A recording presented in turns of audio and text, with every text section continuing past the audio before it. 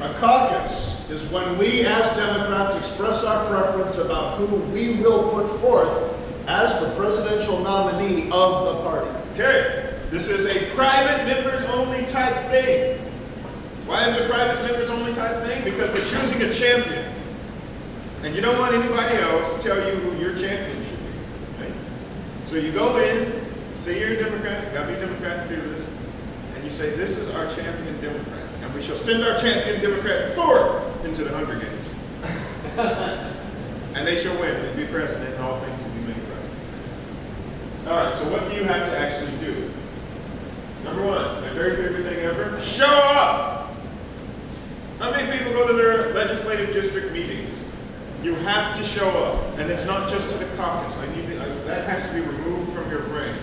You've got to show up right now. Go to your meetings. It'll all make sense as we go, but right now the best thing you can do for yourself, for the party, for Bernie, go to your meetings. Let people know who you are. If there's an open precinct, become a PC. All right, so the first thing is show up. Next, listen to the area caucus coordinator. Now, ACC is Area Caucus Coordinator. That is the one person for a location of precinct caucuses that is in charge. They're placed in charge because they've done this before or whatever. That's what the ACC is. Now, someone will be leading this event, right? That is your area caucus coordinator, likely one of your local chairs. The area caucus coordinator will read these instructions to you. Be ready to listen to those instructions. After those instructions are read, the area caucus coordinator will ask each of you to break into individual precincts. Right? When you break into your precinct, you have to elect a precinct caucus chair. Now, there might already be a caucus chair for your precinct. That person is the precincts committee officer. How many PCOs, precinct committee officers, do we have in the room right now? How many know what a PCO is? A PCO is a legal position in the party. So when you go to your meetings in October, check to see if your precinct is vacant. If it is, tell your chair. The chair will have you fill out a piece of the paper, turn it in. The chair will sign it. It will then give it over to the county chair. The county chair signs it, approves it. Once that's done, you are now a PCO. You are a leader in your precinct. And a precinct, folks, is just a neighborhood that you live in. If there is not a PCO, which I know all of you are going to fight hard to be the PCO because you're going to run the caucus if you're the PCO. And how great would it be if Bernie people ran all the caucuses? Right? Wait. When I ask the question, how great would it be if Bernie people ran all of the caucuses? That would be so. Now you might think I'm just being silly, but I need that energy. Bernie needs that energy, right? Because at the end of the day, folks, if you don't do it, he doesn't win. There is no power he has that can make him win. All the power is here. You either show up or he loses. All right. This is the actual sign-in sheet for the 2012 caucus cycle. And I was an elected delegate for Barack Obama in 2012. This is where I started on my way to North Carolina. So you're going to come in here, you're going to fill out your county, your legislative district, and your precinct. And here in this first box, everyone see this first box? Presidential preference. It's a little blurry. It says presidential preference at sign-in. Presidential preference at sign-in. What are you all going to put? Bernie. All right. Then you fill out some rest, identifying stuff, address. Then you get down to some optional stuff. So, you will have to sign in to participate. This is this. To participate and vote, you can go to the thing and not vote, but to participate and vote, you must be a registered voter, or you must be 18 by the time of election day 2016. And then be registered and vote. You have to declare that you're a Democrat. So I'm going to, since this is blurry, I'm going to come back and read what it actually says, what it said in 2012.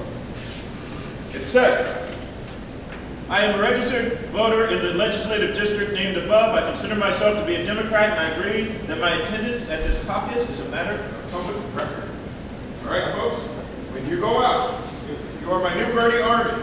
You will convince your friends and neighbors to do this. If anybody kicks back and says, but I'm not a Democrat, what are you going to say? Become one. Say it again? Become one. Become one. And how are you going to back that up? Remember our values? Yes. Get to know our values. Because if you talk party, you're talking kind of abstract concepts. You talk minimum wage, There's value. marriage equality, Stuff that is environment, values. you talk our values, and then people start to nod. Guess what, folks? You're a Democrat. Don't be scared. Come out of the closet. Be a Democrat. Now, there's a lot of people who come in from different states, and each state has a different set of rules. We don't register partisan in this state. They also don't register partisan in Vermont. So if anybody says I'm not registered as a Democrat in Washington, you can say, well, gee, neither am I, because nobody is. This legal document right here, this right here, is the only way that you declare that you're a Democrat in Washington state. And the words that are missing are very important. The words that are missing are for the purpose of this caucus. So Bernie Sanders is attracting Greens. Bernie Sanders is attracting socialists. Bernie Sanders is attracting all kinds of people who have been frustrated with the Democratic Party, like he was talking about earlier, for years, if not decades. We need all of their votes, not just in November of 2016, but on March 26th. And if anybody is uncomfortable being a Democrat, then those missing words mean a whole lot for the purpose of this caucus. Because you can show up on March 26th, you can express your preference for Bernie Sanders at the caucus, and then you can go back to doing whatever you were doing. We need the numbers to get the delegates to get the nomination. That's the most important thing. Okay, all right, where are we next? So, after the initial count, so you're going to sign in, you're going to have a tally clerk, the tally clerk will count it all up. That's an initial count. That initial count will tell you how many delegates that you're going to elect right there at that meeting. After the initial count, you will have the opportunity to change your presidential preference. So please be ready to speak about why you love Bernie. I'm going to show you what that looks like. This is initial, this is presidential preference and sign-in, this is presidential preference after any potential changes. Now, one of the things that people can and do put into this initial sign-in box is undecided.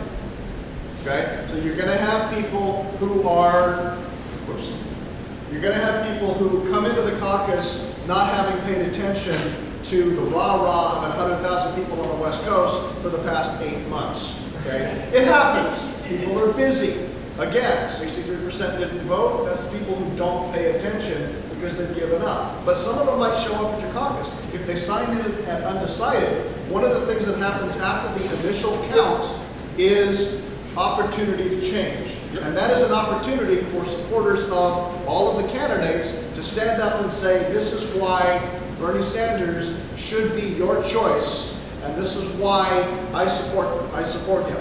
All right, so to do that, you must go to your caucus.